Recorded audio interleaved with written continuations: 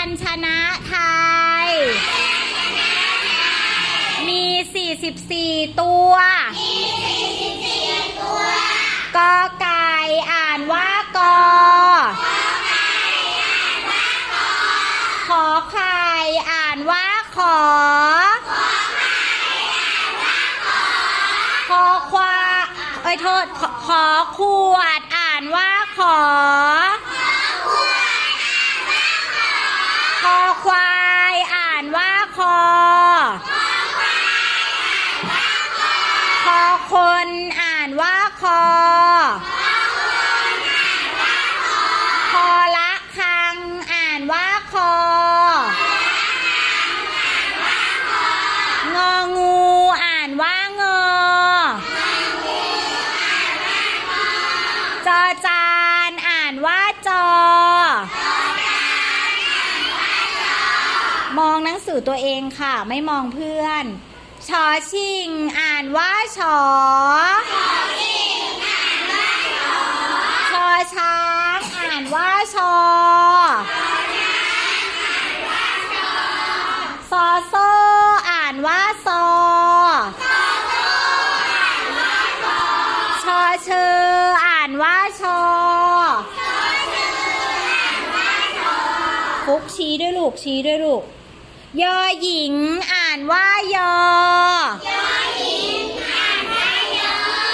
ดอชะดาอ่านว่าดอตอปะตักอ่านว่าตอถอฐานอ่านว่าถอทอนางมนโทอ่านว่าทอ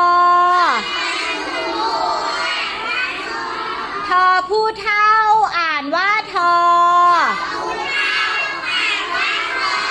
นอเนนอ่านว่านอดอเด็กอ่านว่าดอตอเต่าอ่านว่าตอชี้ให้ถูกด้วยนะลูกทอถุงอ่านว่าถอทอทหารอ่านว่าทอทอธงอ่านว่าทอนอหนูอ่านว่านอบอใบไม้อ่านว่าบอปอปลาอ่านว่าปอผอพึ่งอ่านว่าผอฝอฝาอ่านว่าฝอพอพานอ่านว่าพอฟอฟันอ่านว่าฟอพอสำเภา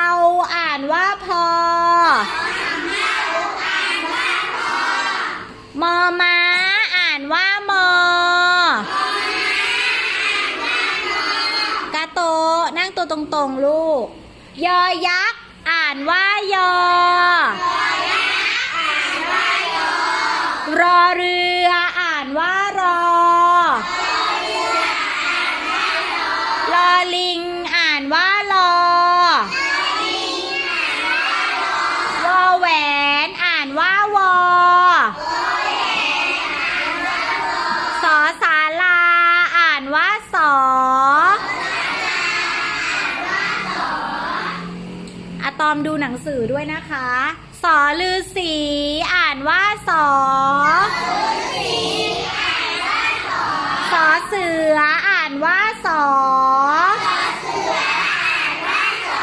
หอหีบอ่านว่าหอลอจุลาอ่านว่าลออ่างอ่านว่าอฮอนกฮูกอ่านว่าฮอ